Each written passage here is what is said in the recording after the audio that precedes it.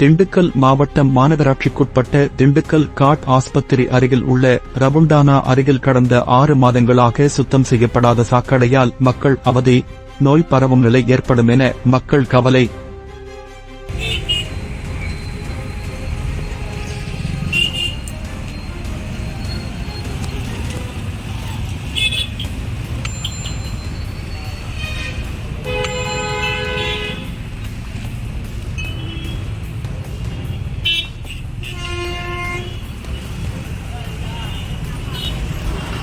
Dindigul Trichy road காட்டாஸ்பத்திரி அருகில் நேர்ஜின ரவுண்டனாகிட்ட இந்த இடம் இருக்குங்க.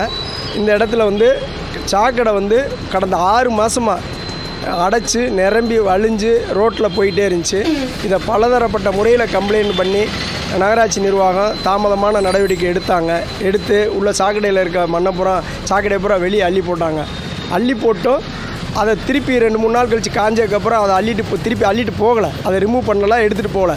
அது அப்படியே தான் இப்போ வரைக்கும் கிடக்கு. அது இல்லாமல் பழையபடி சாக்கடை அடைச்சி முன்னாடி நாள் மூடி இருந்தது, இப்போ ஓப்பன் ஆகி சாக்கடை அடைச்சி நிரம்பி இருக்குது. அதில் விரல் தண்டியில் புழு உருவாகி இது வெளியில் போகிற பாதசாரிகள் மூக்கை பிடிச்சிட்டு போக முடியறதில்ல. ஆயிரக்கணக்கான வண்டிகள் அன்றாட கிராஸ் ஆகுது. பயங்கர துர்நாற்றம், நோய் பரவும் அபாயம் இருக்குது.